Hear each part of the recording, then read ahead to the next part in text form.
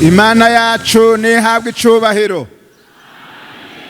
Turongeye kwiyegereza abashitsi tubaha kaze bashitse mu nyuma basanga twamaze guha kaze gutanga kaze nabo nyene turabahaye kaze kugira ngo bashishikare gutekanira mu ngoro y'Imana no kumva ijambo ry'Imana Imana iza kutugaburira.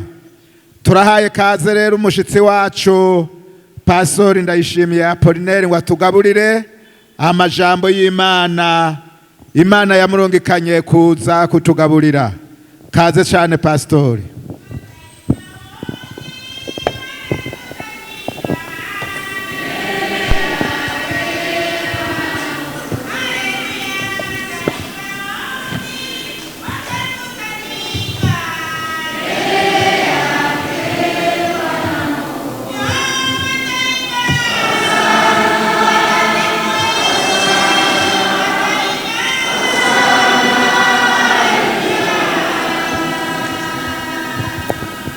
Yesu ahabwe icubahiro.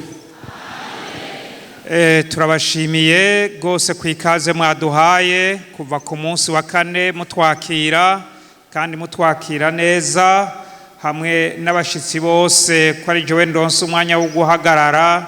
Turabashimiye gose natwe turabifurije guzohabwa kaze mu bwami kwa data aho tuzoririmbira ibihe bidashira.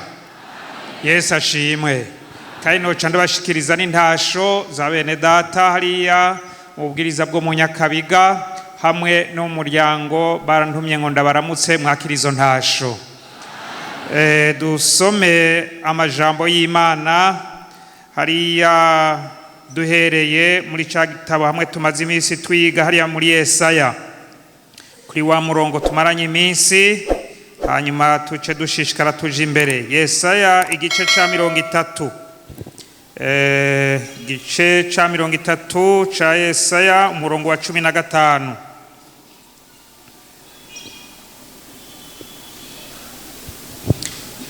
Yesaya mu gice ca 30 umurongo wa 15.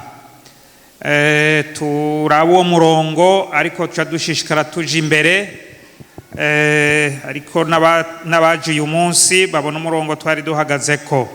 Yesaya 30:15 havuga ngo umwami uhoraho uwera w'Abisirayeli uko niko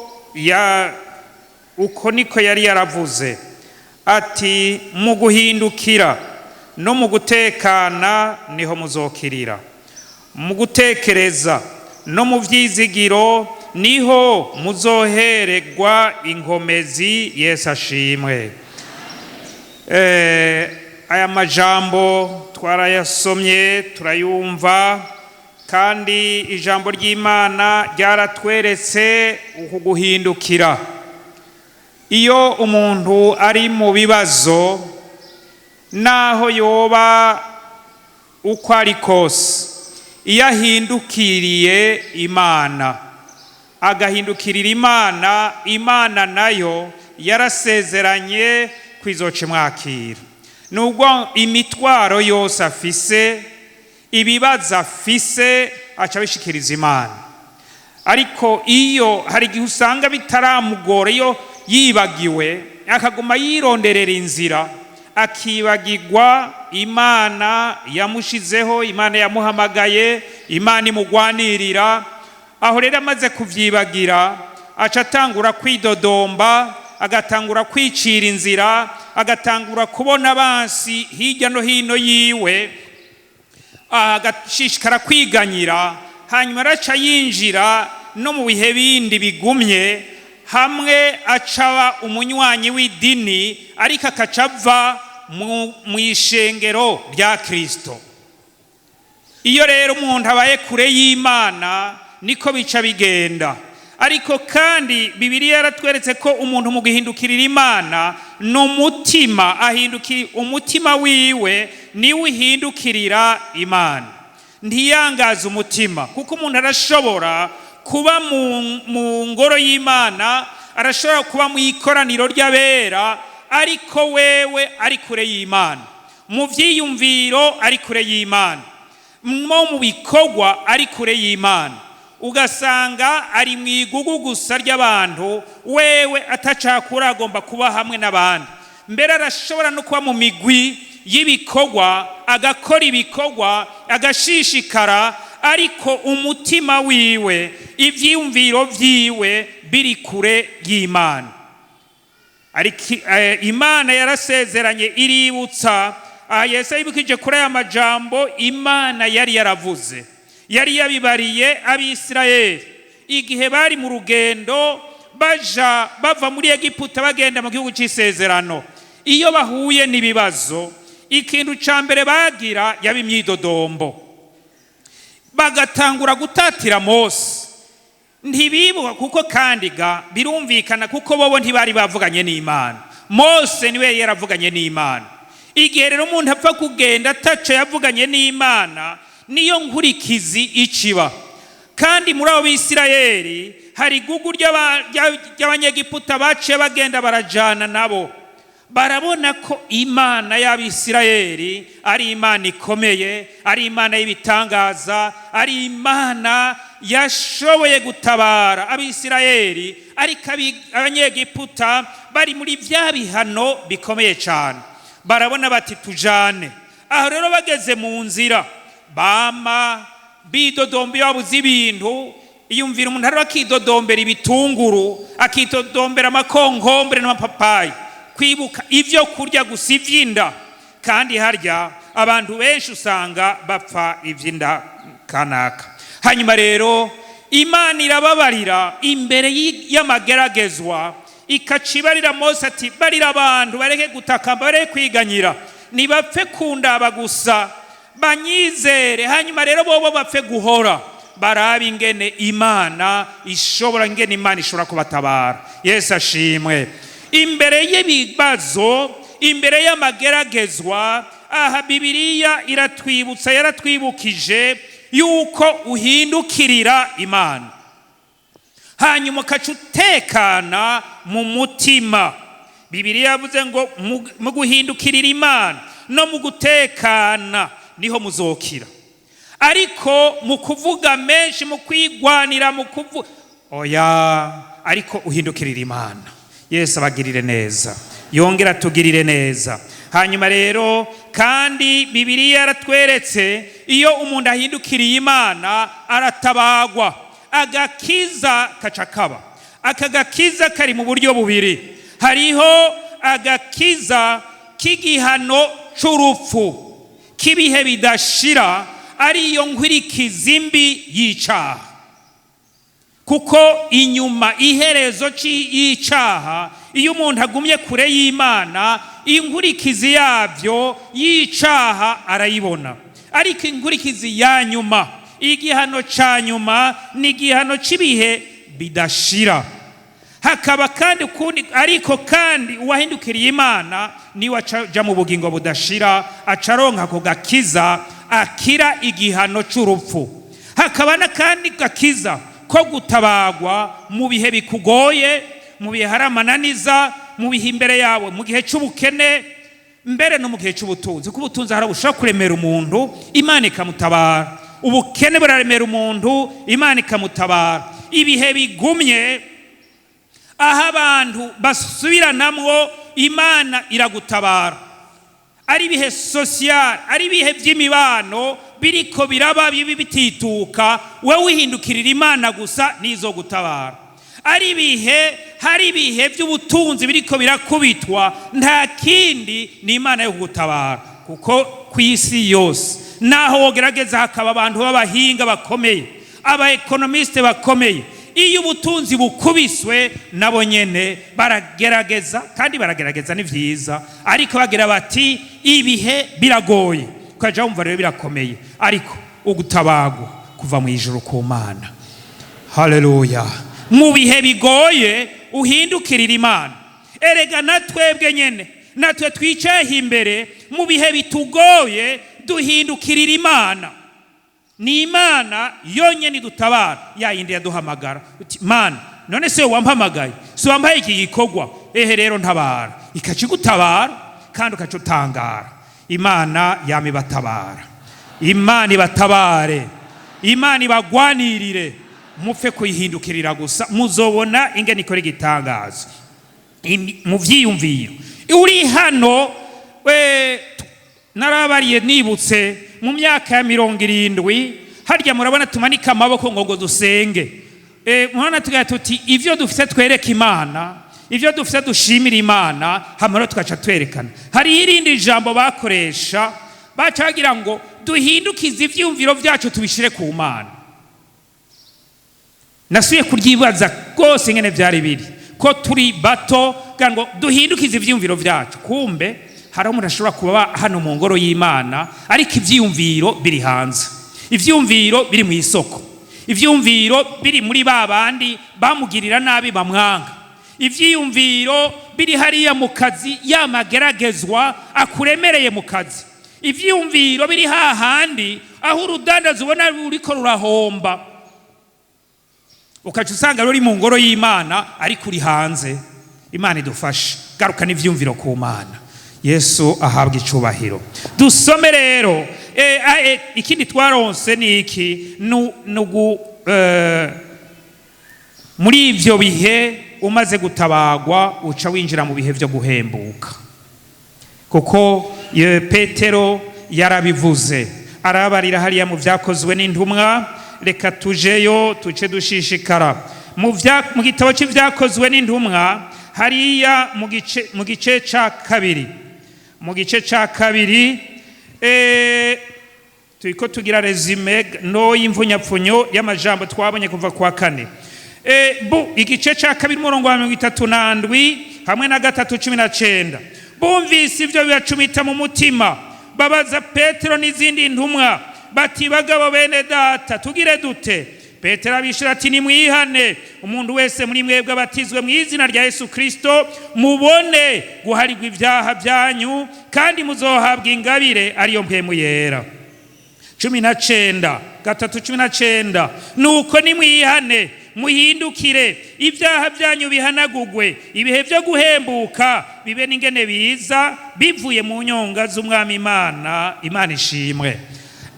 Aha turabona iki gihe cabaye igihe ciza kuri aba bantu bariko barumviriza izi nyigisho Petero yariko aravuga, ariko arasigura kuri aba bari mu makritike, bari mu kunegura.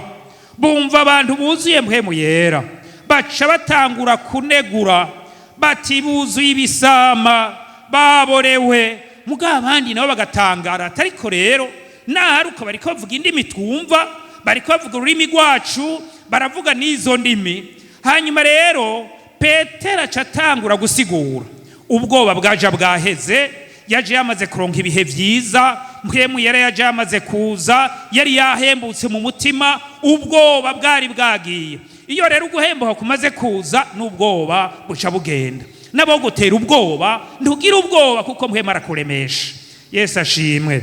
Hanyuma rero baca rero bashishikaye kumviriza, kukurikiranye neza Petero uravye igice ca mbere ni ca kabiri, cari ca kabiri, ingene yaciye asigura avuga ivya mpwemu yera. Abu rero arahindukira arabemeza ivya Yesu, atabwoba afise, arabibabarira ahereye ku bahanuzi hariya kera no kuri ba Yoweri ingene bahanuye. Hanyuma rero ijambo ribashika mu mutima, kuko iyo ibihe bije vyo guhembuka, iyo umuntu yahindukiriye Imana, nuvuga ngo n'ijambo ry'Imana riramunezera. Ega ari abantu naho ijambo ry'Imana rivugwa atanezerwa, atamahoro agira, mbere akaguma azunguruka, akaguma asohoka, wewe ntaco bimubariye. Ariko kandi ijambo ry'Imana rifise ubushobozi. Ico gihe rero ijambo ry'Imana urihaye agaciro, iyo urigize iryawe, hari caciye kiba, baca barahindura bimwe vyo kunegura ko baborewe niki gusa. Ntituzi, Bibiliya ntitwereka ni bande canke igitigiri c'abanegura, n'abandi batangara, n'abandi babajije. Ariko cyane cyane turaba kuri umurongo ingene bacumiswe mu mutima imbere y'ijambo ry'Imana. Wame uca bugufi, rigira ico rikubwiye, ugira uti Imana mpa ijambo ryanje uyu munsi, si ijambo ryanaka, ni iry'iwawe. Hanyuma rero barabaza bati tugire dute? Ikibazo ciza kandi na wewe ukwiye kwama wibaza. N'ibihe bije bihinduka, baza Mana, mbega nkora iki, nkore gute kugira ngo inyuma y'ivyo bihe azoba ari ugushima Imana. Imana idufashe. Aca rero baburirira ijambo, niryo na Yohana Umubatizi yatanguje kuvuga, niryo na Yesu Kristo yatanguje ati mwihane. Ni ijambo ryo kwihana.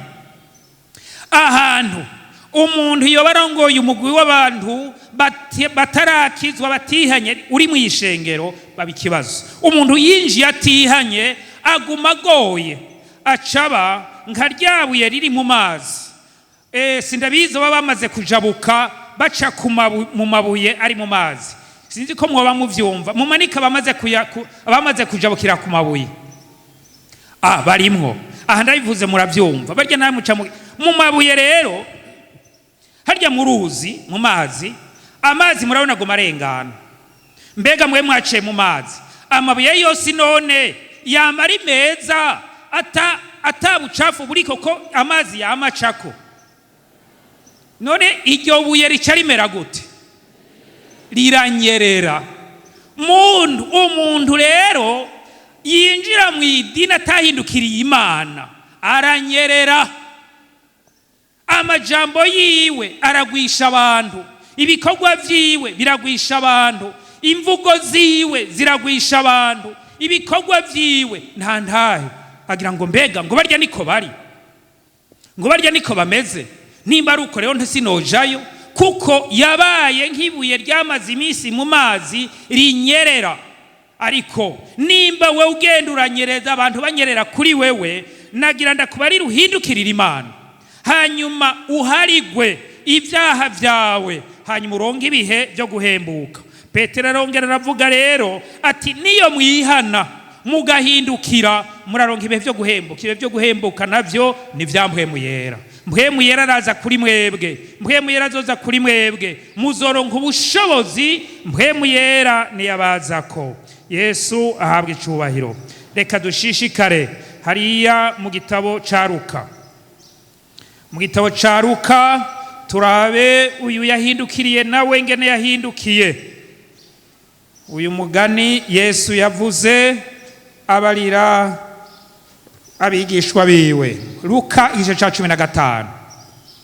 Turabona kuri uyu mwana yabaye icangazi, yasohotse mu muryango aragenda, nguko arabasohoka mu ishengero bakagenda.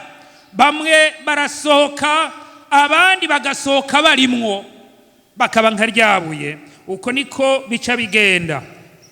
Umurongo wa 11, Luka 15 umurongo wa 11, havuga ngo, Luka 15 umurongo wa 11, umugani w'umwana w'icangazi. Kandi arabwira ati habaye umuntu yari afise abahungu babiri.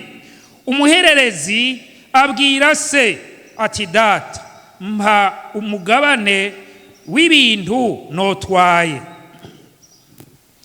Abagaburira itunga ryiwe.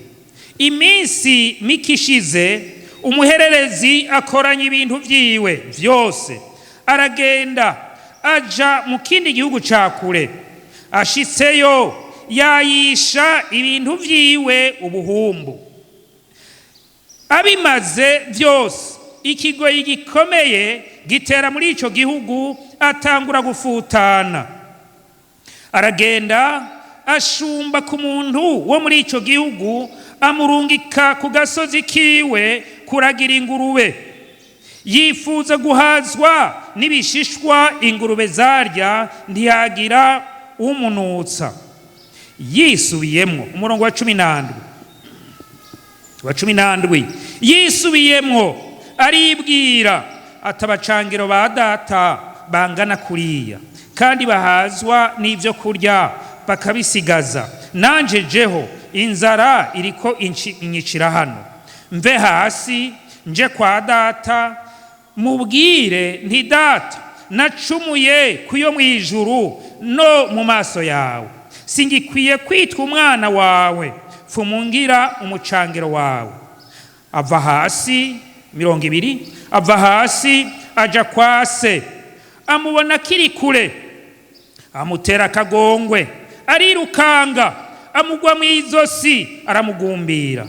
Wa muhungu aramubwira ati, data, nacumuye kuyo mu ijuru no mu maso yawe, singikwiye kwitwa umwana wawe.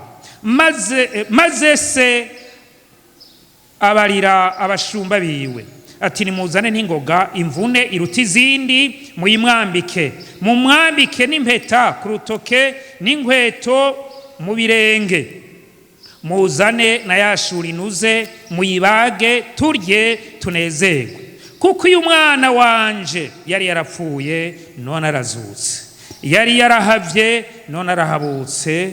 Nuko batangura kunezerwa. Ariko umwana wiwe w'imfura yari mu ndimiro, ariko araza agira ashike ku nzu, yumva inanga n'imihamirizo, ahamagara umwe mu bashumba amubaza ibibaye ivyo ari vyo.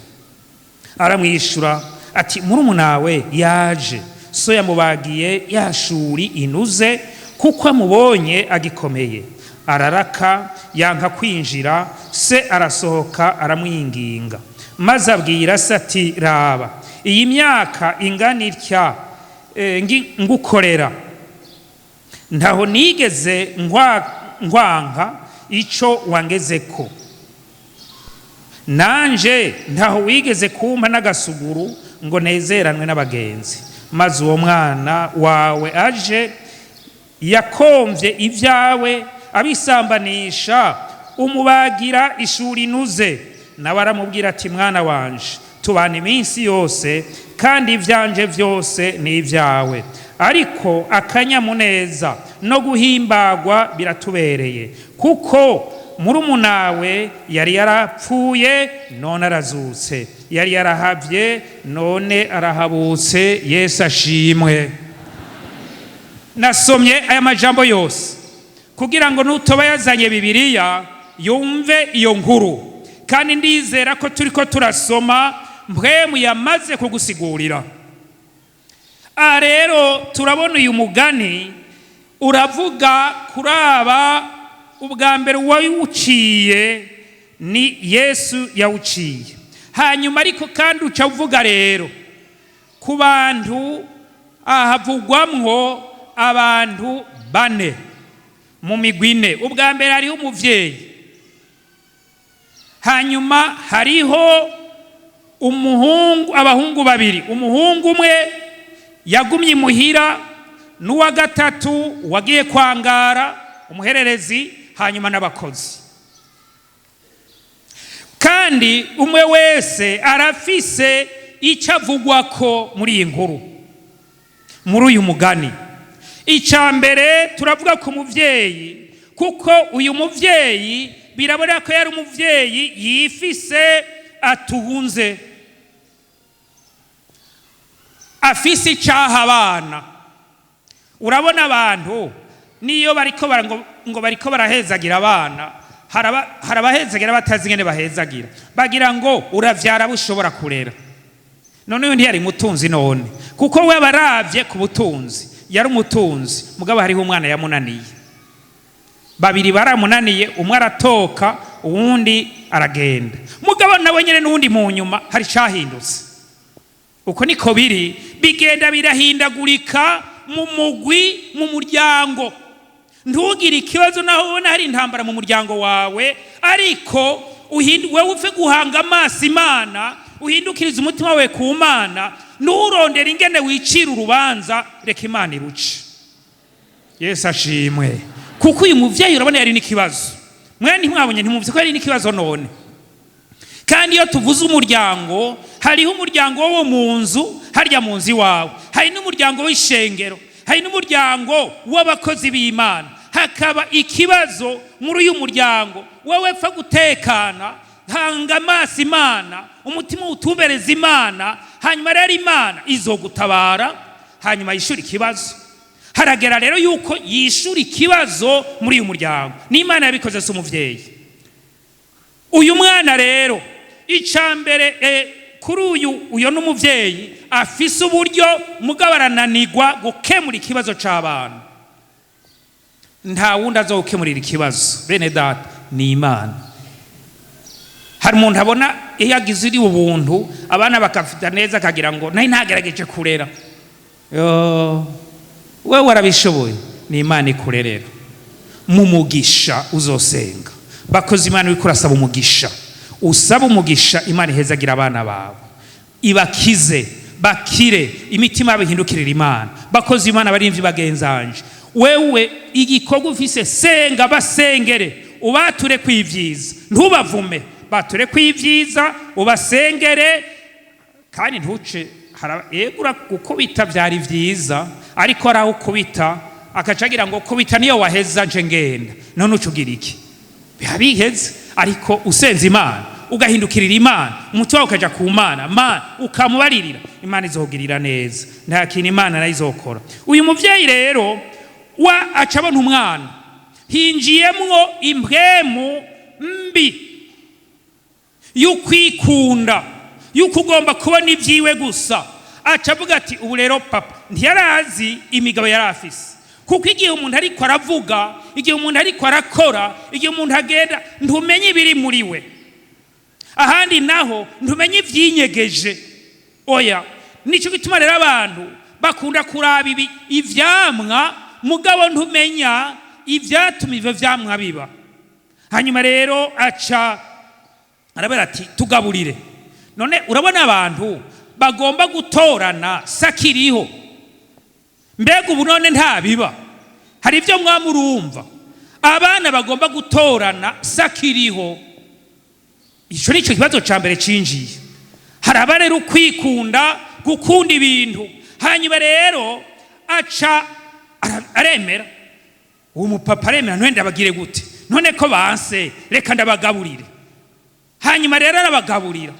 Mu nyuma wundi rero ati umwe nyene yabivuga. Hajya rero ukabona umuntu aguma asaba ibintu, urabanza wike gatoya.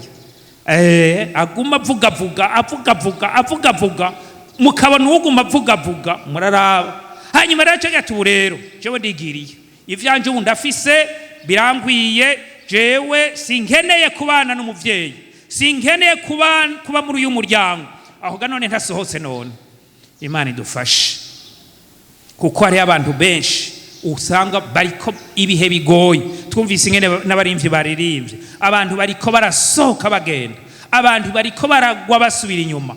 Hanyuma rero ariko kandi hari n'abandi bagwira imbere bagumamwo, bakagumiramwo, uja kubibona habaye ivyamwa bitari vyiza.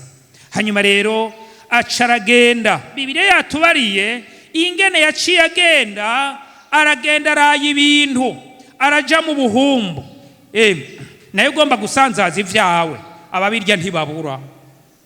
Birahera, bimaze guhera arafutana. Aha rero tukiri hano, icambere nuko tuja tubona wirinde ntuve mu ishengero rya Kristo, ariko kandi winjire mu ishengero hari ico uvuganye n'Imana. Muri uko kuvugana n'Imana hari ukwihana, turaja gushikira. Ico gihe rero arabona ko vyanse, acaja kurondera akazi.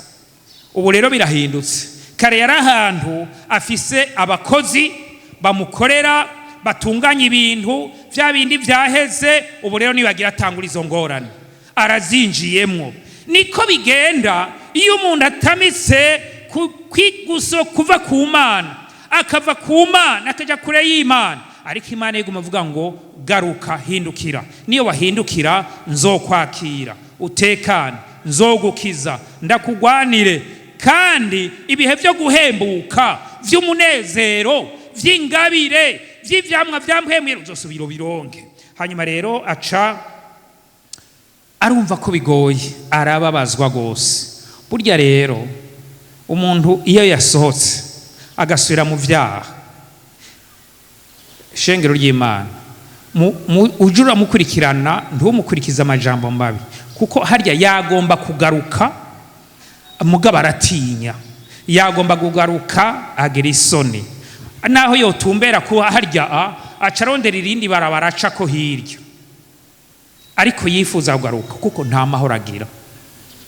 Murabona kandi Bibiliya iravuga ngo nta mahoro ku munyavyaha. Hari bamwe bibaza ngo ni kubera bamusengera, oya si ukuvuga ngo bamusabe ngo ntiyagira amahoro, ariko ubwo nyene icamwa caco ni inkurikizi yaco niko bigenda. Hariho turabona rero muri iyi mirongo ngo yaciye afutana gose agira ingorane. Iyo umuntu asubiye mu vyaha niko bigenda, hariho inkurikizi y'icaha, kandi icaha kica kivyara ikindi. Umuntu atangura kubesha. Hariya twarasomye dusomye hariya, tubanze tujeho gatoya urabe umuntu yamaze kuba kure y'Imana ingene bigenda, naho yoba ari akiri mu ishengero cyangwa akiri mu idini ingene bica bigenda. Twarasomye Abanyefeso, niho ucubona ingene ivyamwe bica biboneka ubwo nyene kuko amaze gufutana amaze korera mu vyaha hari bikwirikira. Igice ca 4 umurongo wa 25, igice ca 4 umurongo wa 25, iyo ni inkurikizi y'ivyaha bitihanywe. Havuga ngo maze mwiyambuye ibinyoma, umuntu wese avuga n'ivy'ukuri na mugenzi we. Ikintu ca mbere cinjira iyo umuntu amaze kuba kure y'Imana, ukuri kuca kugenda hakinjira ikinyoma. Abantu benshi bahagenda abantu bari mu ibinyoma kandi bari mu idini. Abantu benshi bakorera Imana kandi ari abanyabinyoma. Abantu bagasenga ari abanyabinyoma. Abantu bakaririmba ari abanyabinyoma. Mbere bakavuga n'ubutumwa ari abanyabinyoma. Ukuri kutari muri we. Ico nico kibazo kica gishobora kwaduka mu bintu nko mu madini atandukanye. Ariho rero uca usanga haba ibibazo. Hanyuma rero ikinyoma, ukuri kwaragiye. Hanyuma hariho kwama umuntu yama yaratse, yama yido akinjira no kwidodomba.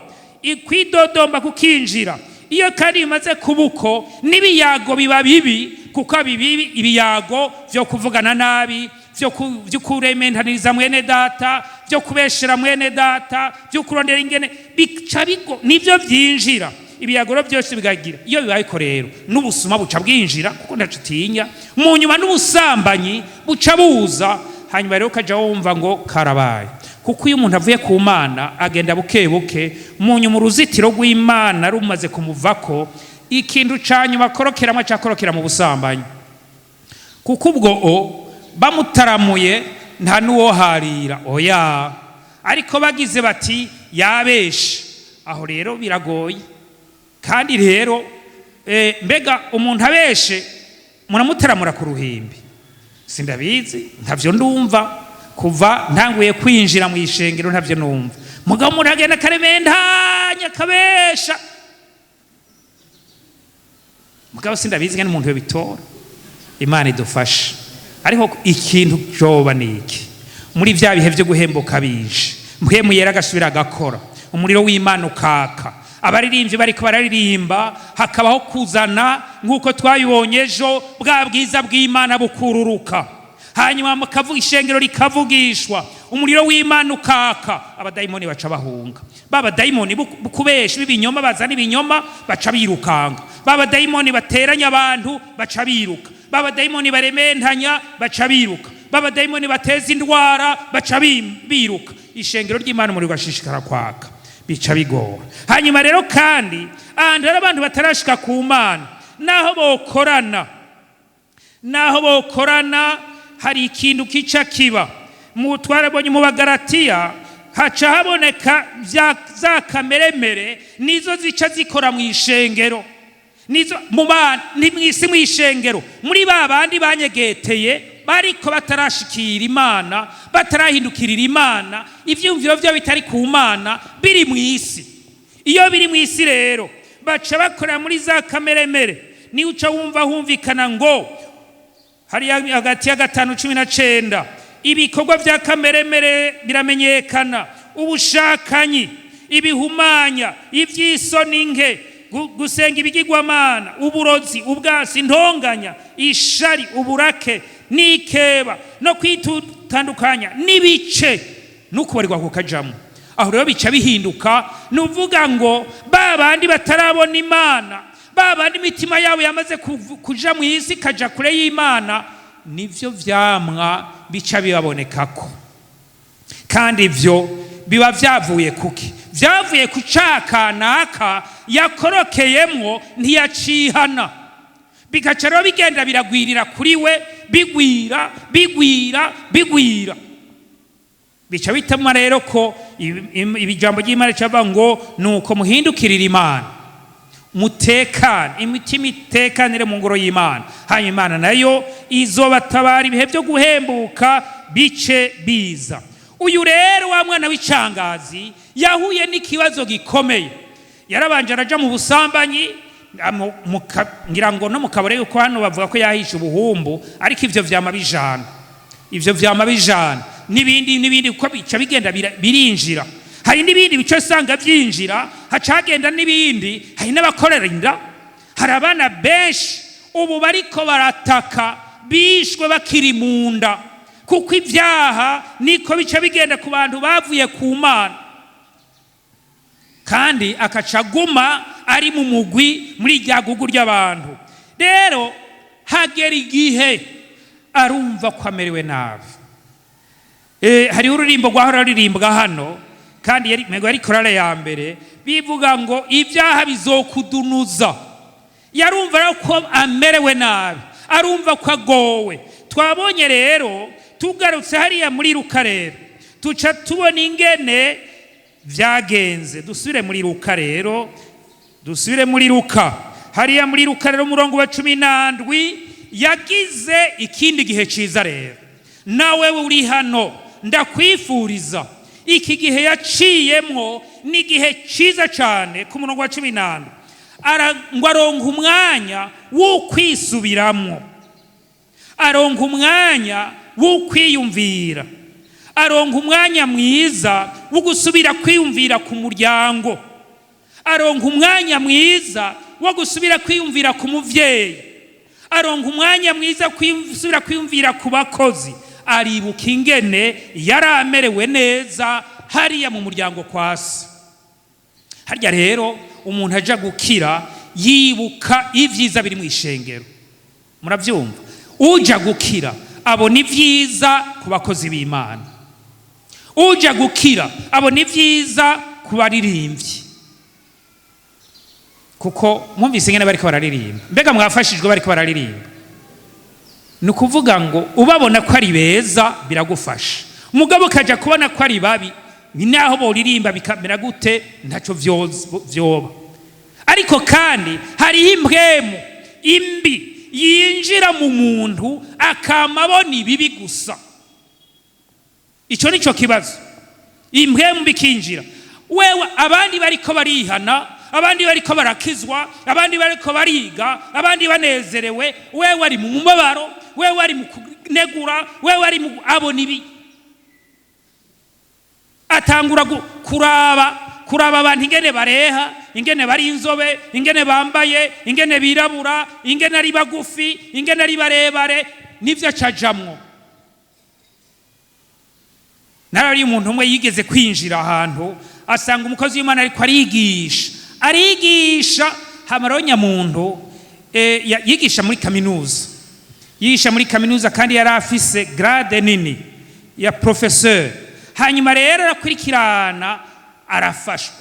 Mugabe ikibazo yaciye aguma yiyumvira, kuko munyuma yaciye avyatura, yagumye yiyumvira ngo mbe urya muntu afise amashuri anganiki, ngo ibi bintu ariko arigisha na jewe ntavyo nzi, naho ndi docteur muri philosophy, ivyo bintu ntavyo nzi, none yabikuye hehe? Aca rero agenda arabaza ngo narinje kubaza mukozi w'Imana ngo amashuri ufise ayahe, ufise nivi?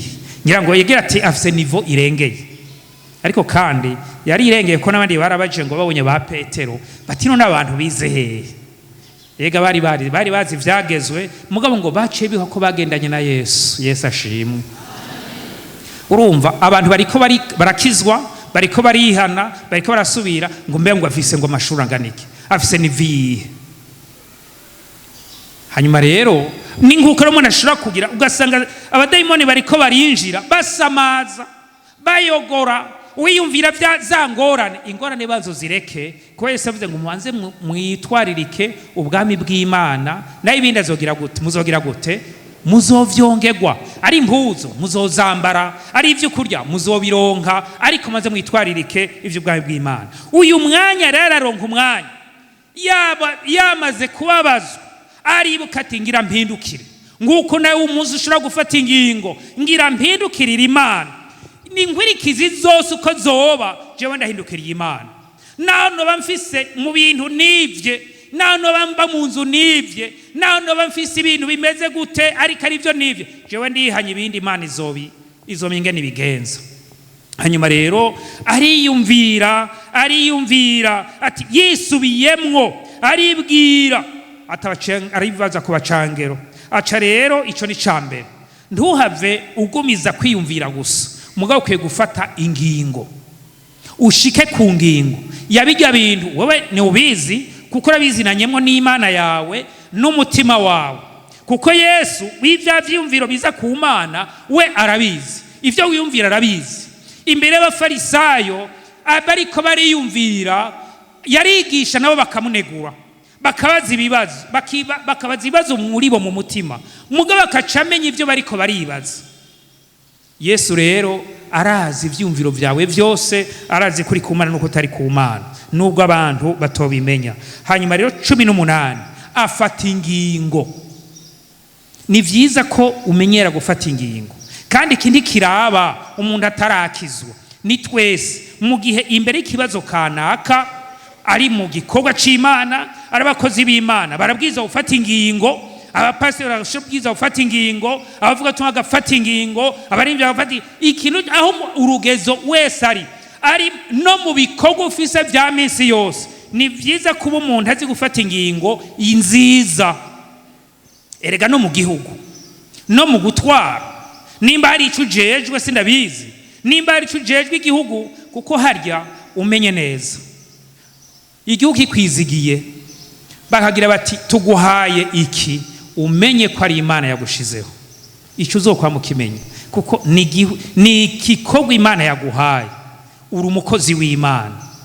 Muravyumva? Yega Yesu yarabivuze, hari ico yavuze, ivuga no ku basirikare, ikivuga ngo ntibambarire inkoto gusa. Ntimuvyumva none? Ico warose cyose aho uri, mu place yose ufise, wige kwama wibaza imbere y'Imana, ibi nzobibazwa. Ico uzoba uri kurakora cyose, ushinga intahe mu gikorwa uri kurakora, bamenye bati harya ahantu hari umukizo. Igihe natangura akazi, kuko nafashe umwanya wo gusenga Imana, Imana yari yangiriye ubuntu, kuko n'ubuntu buryo urose umwanya wo gusenga n'ubuntu, nduhava uvyirata. Ndara mu rusengero kundahangwa, nari maze amezi 3 ntararonka akazi. Urumva vyari bicoroshe, amezi 3 twabona ko ari menshi. Hanyuma rero ico gihe nsenga nti, kandi niyo nagendayo niyo nakaronka, icambere nzovayo muri ako kazi nja gukorera Imana. Ikigira kabiri, nzoshinga intahe mu bikorwa. Ivyo nivyo bibiri je nari nasezeraniye Imana. Hanyuma rero uko vyagenda kose, nama nibuka iryo nasenze, nzoshinga intahe mu bikorwa. Novuga ngo nivyo batari bampaye nashobora gukora, narabikora, kandi ivyo vyaciye bimfasha no mu bikorwa nakoze mu nyuma vy'ishengero, niyo nabimenyeye kuko baca babinyereka. Ico ni kimwe. Ikindi nuko muri uko gushinga intahe wacu usanga arabandi baza ngo kubera iki agira uko. Umwe rero arampamagara arambaza, yari umurongo andongoye, ngo narubise ngo nayatangaye igitubano bise ukora, ngo webe bimeze kuno kuno ntego. Kuva aho tugomba kuja mu bikorane, abo twaririmbana murabizi ba Charles, nacaga nti dufise igikorane tugira tuduge mu gikorane. Yaca ahindura programa ngo ibi mubanze mu mureke agira je mu gikorane. Imana idufashe.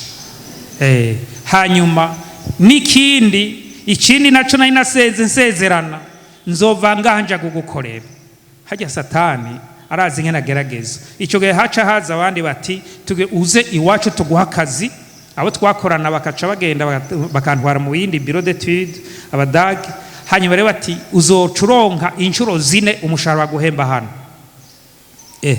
Ndabandi ntibishoboka, kuko igihe naza ngaha nabanje gusenga, hari sezerano ngo wacu gumukenye ngo uzocuga umukenyi ngo mbe uhajya usengera ati muri Pentecote ngo naje mama n'umupentecote ngo mugaba ngo acaguma Kenya none abakozi b'Imana none turakenya Yesu ashimwe. Hanyuma rero nja mu nyuma nja numva njiye ngenda gukora mu bikorwa vy'ishengero. Imana idufashe aho niyindi ntahereka ico ndakireke ingene vyagenze dushishikare kuri iri jambo rero. Aha twariko turavuga kuri uyu muntu asubira kiyumvira agafata ingingo, twari ku ngingo nuvuga ngo aho uri hose no mu bikorwa byose no muri poste yaguhaye no mu muryango gufata ingingo kandi nziza, atari y'ikibi, atari ukonona, atari kugira nabi mwene data. Muravyumva? Reka nsubire kuri babane nyene baba fonctionnaire. Hari umuntu yandongora yari umurongozi wacu, hageze muri cotation gutanga rya manota ngira muca mu vyumva abo baduto bitaro ntaco mugira kuko naco kirafasha. Ikintu yanyigishije ko hageze gutanga amanota yatangura kurira. Yari umufasoni wo mu Rusiya kazi, hanyuma rakarira. Mu nyuma rero nkaca ngena nkamubaza kandi naho yandwara bumva yarakuntu yacaza akampanuza kubera kuri kurarira ati mfise ikibazo ngeze kuri cotation, wewe nta kibazo naka nta kibazo, mugabo ushitse kuri naka nsanga nteza kumuha amanota ari munsi ya 50 kandi sinshira kumuha amanota adakwiye, kandi aya manota ndayamuhaye baca bamwirukana bijanye n'amategeko. Ararira, erega yamuhaye ya manota nyene ati sinshobora kandi yarakijijwe ati mugabo nteza kumuha amanota akwiye kuko ivyo bamuha gukora, kuko mbe hari abakristo bashobora kuba abanebwe, hari abadayimoni batera abanebwe ubunebwe. Kandi rero Bibiliya ivuga ngo uzi gukora iciza ntagikore bimubera iki. Hari abantu b'abanebwe bacegwa bagira gute kandi ngo numukizwa bikaca bigora. Ararira hamara atanga amanota kandi bace bamukura. Urumva rero ntivyoroshe gufata ingingo. Reka twari ku ngingo kandi ingingo ugabe ku bahanuzi. Muribuka Daniyeli umwami yaronse abahanuzi babi bagomba gutsindagira Daniyeli, mugabo Imana kubera we yaguma hanze amaso Imana iramutabara. Yesu ashimwe. Urero turabona ngo mve hasi, decision ingingo, mve hasi ngende wubahuke nubahuke ngende kwa data, hanyuma rero ndamubarire. Murabona rero ingene yateguye, murabona ingene yateguye. Hariho icaha bamwe baragisigura bati hariho icaha vertical kiduga ku Mana n'ikindi horizontale gikikama ku bantu. Acabona ati naracumuye. Mwahabonye nimuhasome rero 18 mve hasi nje kwa data mubwire nti. Urabona iyo umuntu acumuye ku muvyeyi abacumuye kuki? Nacumuye kuyo mwijuru na hehe no mu maso yawe. Iyo ucumuye kuri mwene data mugenzawe, kuri umuvyeyi wawe, kuri uwo wunda gusumba, kuri ya no kugutwara, muravyumva no gutwara ukamucumurako, ubu ucumuye ku Mana. Mbega namwe muravyemera? Mbega ucumuye ku muvyeyi abacumuye ku Mana? Ucumuye kuri mwene data wunda abacumuye ku Mana hitabira bake. None ucumuye kuri pasteur abacumuye ku Mana, ucumuye ku mushefu, ucumuye kuri mustanteri abacumuye ku Mana. Aha, ugarura ivyiyumviro bije ku Mana. Arabona ati naracumuye kuyo mwijuru. Igihe nafata ingingo nabona ko mengo mvuye mu muryango ndateye akagera umuryango nga kwa kundi bamwe atera akagera ishengero, hanyuma rero acyari ati nacumuye ku Mana. Nico cambere. Hanyuma rero aca afata ingingo, kandi ufashe ingingo ihigira gatatu. Ubwa mbere kwibaza ikigira kabiri gufata ingingo, hanyuma rero icya gatatu gushira mu ngiro ingingo bafashe, kuko hariho abantu bafata ingingo ntibashire mu ngiro, akavuga ngo nzokwihana, akambagira ngo nzokwihana, akarinda apfa ari nzokwihana, nzohindukira, akarinda arinda apfa ari nzohindukira, nzogira uku n'uku n'uku, agafata ingingo ari nziza mugabo bikamunanira ko yihana. Nibuka turi muri segonderi, hari aho bagira bariko barabarira umuntu bati umwe akamukurikirana kugira ngo amubarire ubutumwa bwiza, abandi bakaja kure ngo uradadaza yanke kuvyumva. Hari umuntu naho uri kuramubarira tumva. Imana idufashe. Hanyuma rero afata ingingo aragenda, ariko aragenda Imana irishura umuvyeyi. Erega ni Imana yari kwirishura umuvyeyi. Bibiliya ntitwereka ingene uwo muvyeyi ingene yasigaye, mugabo iratwereka ingene uwo muvyeyi yifashe abonye umwana agarutse. Hari ahantu hamwe umuntu umwe yari agarutse ku rusengero, sindahavuga hariho ariko singahamukina hamwe. Hanyuma umukirisi wacamara ngo gashigira kugarukanye. Uko niko bari umuntu agarutse ku Mana, agarutse kwa Yesu. Abo rero niba abari nawe nyene ari ahantu atazi ahari. Umuvyeyi akimubona arabona ati uriya muntu ninde, ndabira mwe mukibona, sinzi ingene yabigenjeje, ariko arabona bati wa mwana araje, arishuwe. Yesu ashimwe. Harya rero ubonye umwana agarutse, ubonye umwana akoze ikintu, papa mama je ngomba kubatirizwa, ngomba kwihana mbatirizwe, uranezerwa. Hanyuma rero aca agenda aramwakira ntiyibuka. Urabona harya rero abavyeyi murabona yanezerewe gose, yaciye ategura n'umunsi mukuru, aca atuma abakozi, arabaga imfizi nuze, ntiyigeragirisha inama mu muryango. Harya rero hari ikindi kibazo, hari aho umugabo agenda agafata ingingo agashira mu ngiro, madamu ntavyazi, abana ntavyo bazi, ejo bakakwanikira ukagurisha iyo nzu canke parcelle utababariye, barakwanikira mu gusinyira. Hanyuma rero aca nezerwa, abara bakoti nyarukana, mwambike subira. Hanyuma rero aca agira umunsi mukuru. Ikintu yakoze yaciye abanza gusubira kumwambika, aramwambika impuzu y'igiciro. Erega buryo umuntu aguye mu vyaha abagenda yarapfuye yarahavye none arahabuse, niko birivuga. Hanyuma rero arasubira aramwambika ikimenyetso cyo kusubira kwambara ubwiza bw'Imana. Adamu na Eva igihe bagwa baciye babona ubwiza bw'Imana bubavako.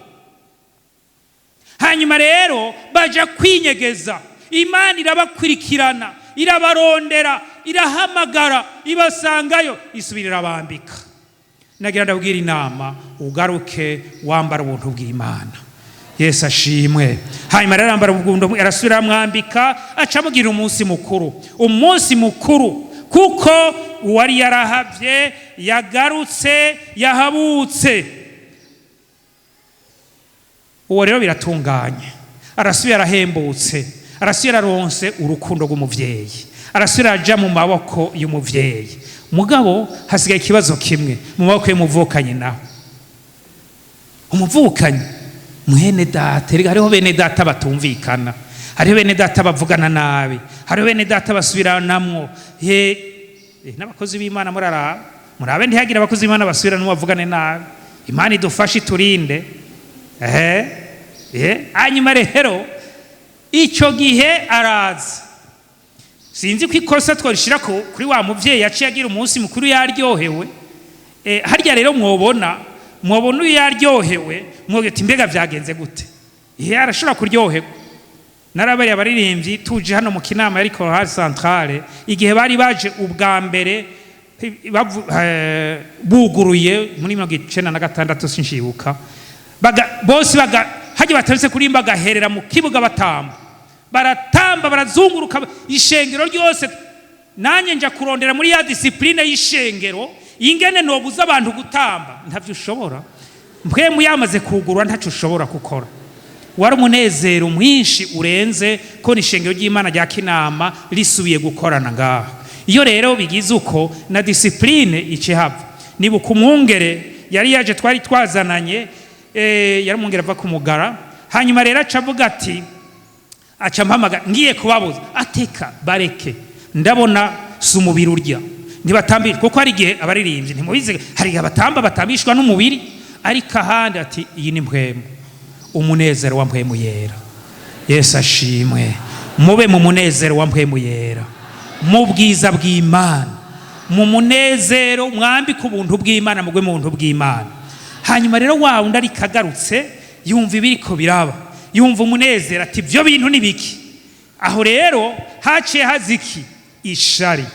Burya rero hari umuntu atanezerererwa imigisha y'abandi, hari umuntu atanezerererwa ukabona mwene data ahezagiwe, nawe urashima Imana uzoshikirwa. Yesu ashimwe. Muragahezagirwa n'Imana. Yesu ashimwe. Icyo gihe warababara, aho yogiye ngo amugweko ati mwene mama uragarutse, mwene data uragarutse, kaze. Acatangura kubona ati ntiwambagiye, ntiwangaburiye, ntiwagize gute, sinanezeranywe n'abagenzi, none ariko wundi wewe bigenze uko. Yo, Imana itubabarire. Impwemu y'ishari, hari impwemu y'ishari iriko irakora muri ibi bihe, iriko irakora mu madini atandukanye. Abantu bagakorera ku ishari, batanezererwa imigisha y'abandi. Nagenda kubarira, ukumva mwene so arose promotion, uracunezerwa. Mbega urazi, wumvise ngo naka, ndabona ngaha harimo bamwe tuzinanye, urazi uzi yuko ari mu biro kanaka, we no kugenda no kuri reception guti amahoro naka ni hari, kuko ariko undi acagenda yafise ubwoba igitima gikobito. Ariko ugiye uzi umuntu ari yari bigenda neza, wowe ntuzi umunsi muzohura zo kugirira neza. Akaronka imodoka, shima Imana, ndagushima ko mwene data yarose imodoka, umunsi umwe azonyunguruza. Yesu ashimwe. Ndagushima ko naka yabaye umuvuga butumwa, azodufasha. Ndagushima ko pastor yabaye, ko naka yabaye pastori. Ndagushima ko naka yabyagenze uko. Ndagushima ko naka yarose impuzu yambara. Yesu ashimwe. Aramuhanura. Ibi rero nivyerekana ingene impwemu bizigenda zirakora mu migwi, ugasanga hinjiye mu tugarutse ku ruhande rw'ivy'impwemu, uja gusanga hari abantu bari kure. Ishari ryarabishe, kuvuga nabi. Muribuka na wa wundi yabiswa itaranti imwe, uwabika itaranti imwe, abandi batanze raporo, wampaye 10 nungutse 10, wampaye 5 nungutse 5. Uwimwe mwe byaciye bigenda gute? Jewe narinzi kukara uri ngare, ukuma kumivyo utazigize, usoroma ivyo utateye, ndabika. Yaciye atukana, aratukana. Kandi hajye ukazokumva rero, jewe numvise umuntu w'amajambo menshi, bakozi biyo numvise umuntu w'amajambo menshi, njambanza kuraba ibikorwa akora, mbe akora ibikorwa bimeze gute. Imana idufashe, kuko kenshi usanga abantu badakora niwe bafigira amajambo menshi. Imana idufashe. Usanga rero hari ibibazo, ariko none wewe ivyumviro vyawe mbe abiri ku Mana cyangwa uri kure y'Imana, wewe niwe uca wimenya. Mbega ubu uracari mu migisha y'Imana canke warayivuyemo? Mbega uruzitiro rw'Imana uracarimwe canke umutima wawe umeze gute? Bibiliya yaratubariye, twarumvise yuko ngo uhindukirira Imana, utekane mu mutima imbere y'Imana, iragukiza kandi ugirira ivyizigiro, izoguha inkomezi ibihe byo guhembuka. Naho umaze iminsi wumye, naho umaze iminsi ari bibazo, hari no usanga bari wararose ingabire za mpwemu, ariko ubu byaragiye, warumye. wahora usenga ariko ntugisenga, waravyuha gusenga vyaraheze, wararirimba warabihevye warabitaye, uri mu bihe vy'ukuma. Ariko ibihe vyo guhembuka ni ibinyene n'uyu munsi. Tunamika amaso duse kazi.